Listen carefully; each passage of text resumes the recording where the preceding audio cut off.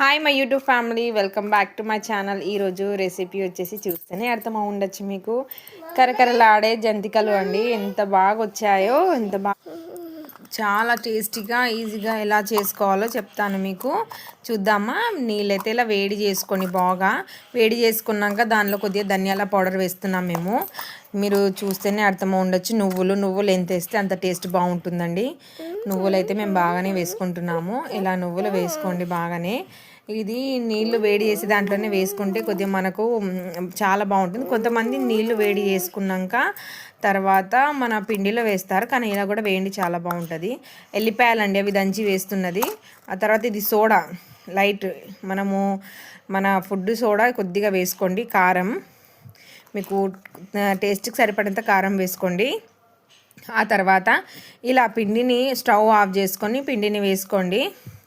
చాలామంది పిండి వేసుకున్నాక నీళ్ళు దాంట్లో కొద్దిగా వేసుకొని అన్నీ ఇలా ఒక్కసారి వేసుకుంటారు, కానీ ఇలా కూడా ట్రై చేయండి, చాలా బాగుంటుందండి. చాలా సూపర్గా వస్తాయి.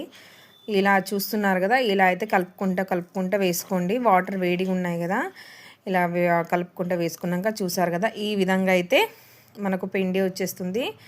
ఇలా అయ్యాక మనము శనగపిండి కూడా కొద్దిగా కలపాలండి, చాలా బాగుంటుంది టేస్ట్ రెసిపీ. అయితే శనగపిండి అయితే మేము హాఫ్ గ్లాస్ పైన తీసుకున్నాము. ఇక దీంట్లో బాగా కలుపుకోవాలి పిండిని. బాగా ఇలా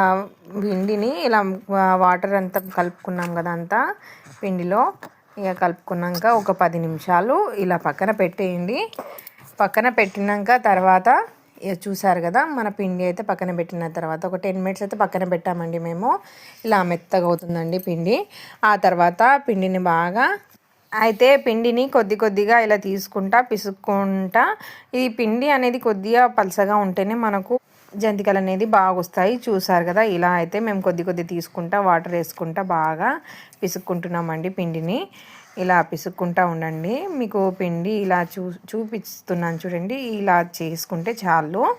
ఆ తర్వాత మనము జంతికలు చేసే మిషన్ ఉంటుంది కదా మన దగ్గర, ఇలా ఆ మిషన్ని కొద్దిగా ఆయిల్ పెట్టుకొని ఇక స్టార్ట్ చేసుకోవాలండి. నేనైతే పిండిని ఇలా మెత్తగా చేసుకున్నాను, మీకు చూపిస్తున్నాను. చూస్తారు కదా, ఇలా మెత్తగా అవ్వాలండి.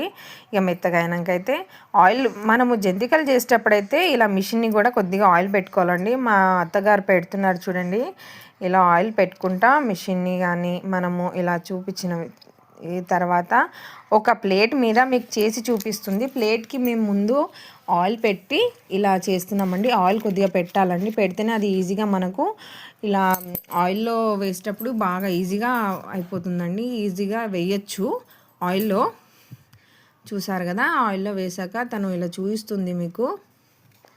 చాలా టేస్టీగా ఈజీగా వస్తాయండి, మీరు కూడా ట్రై చేయండి.